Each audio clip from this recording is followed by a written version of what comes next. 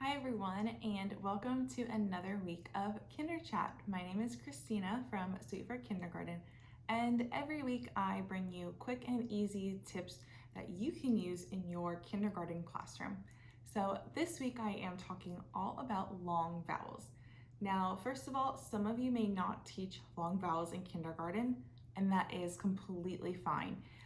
It is up to the scope and sequence or your students. It kind of depends on a couple of different factors if you actually teach long vowels in kindergarten.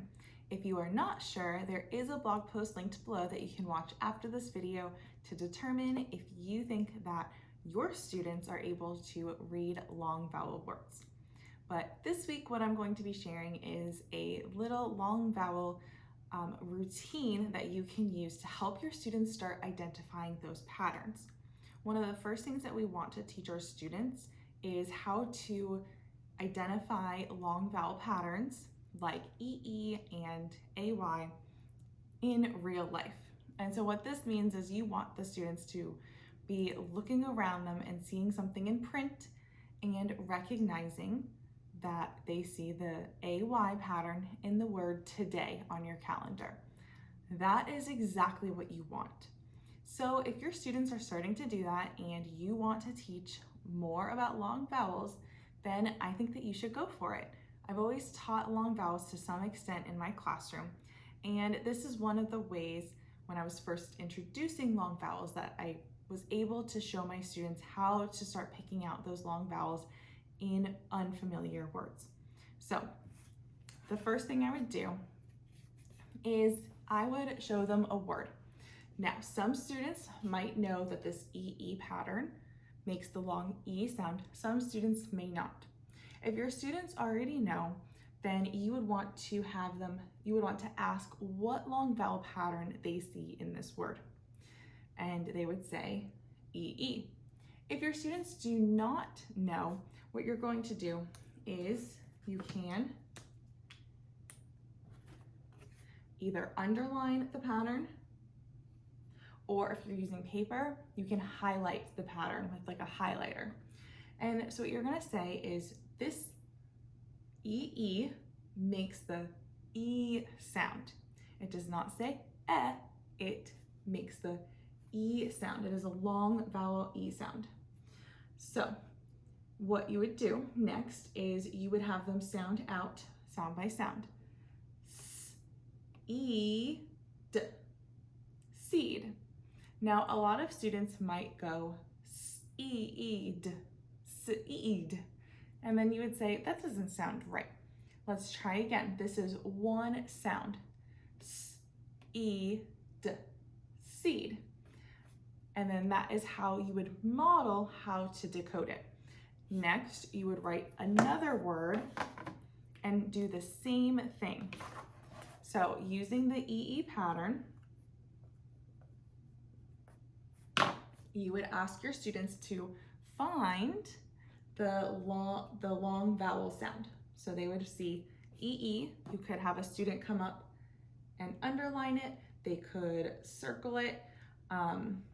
They can highlight it, just something that identifies what the sound is when they're first starting to learn how to decode and blend long vowel words. So now they would sound it out, eek, peak, just like that. So once your students are starting to identify these long vowel patterns more and more, you can do this quick little routine with them with each different long vowel skill. And I always recommend to teach AY, AI, EE, EA, IGH, IE, OA, OE, and UE, UI. Those are the long vowel teams that I usually taught my students.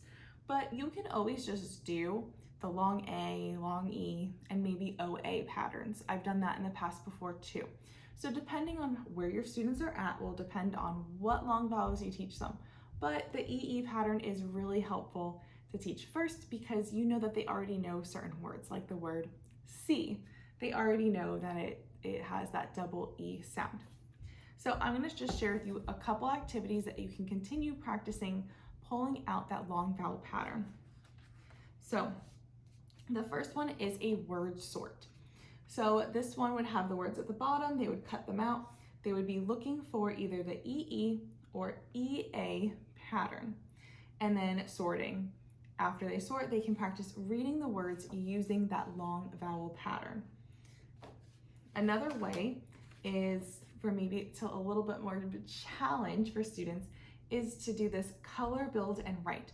So this one, the students would color the picture, they would build the word using the letters at the bottom, and then they would write them. So this is a little bit trickier. If your students are able to spell long vowel words, this would be a great activity for them to practice. And finally, another activity that you can practice is a picture sort. So with the picture sort, your students will have to identify what type of long vowel you're looking at. So either the CVCE pattern, AY, or AI. Now, this is definitely a lot trickier for kindergarten students, but in first grade, this would be super helpful for your students to do, especially when you're practicing spelling. So they're not mixing up those patterns and spelling long A words incorrectly. So with this one, they just look at the picture, day, they would sort it under what long A sound they heard.